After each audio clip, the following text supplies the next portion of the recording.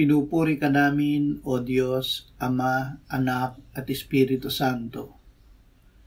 Salamat, Ama, na ibinigay mo sa amin si Jesus na iyong anak, na namatay para sa aming kasalanan, iyong muling binuhay, iniakyat at iniluklok sa iyong kanan sa langit. Salamat na ibinigay mo sa amin ang iyong banal na Espiritu, at sa pamamagitan niya ay ibinuhos mo ang iyong pag-ibig sa aming puso. O Diyos, ikaw ang aming Ama na nasa langit. Salamat na ikaw ay nakakausap namin ng lihim, at ikaw na nakakakita sa amin ng lihim ang nagbibigay ng gantimpala sa amin. Amen.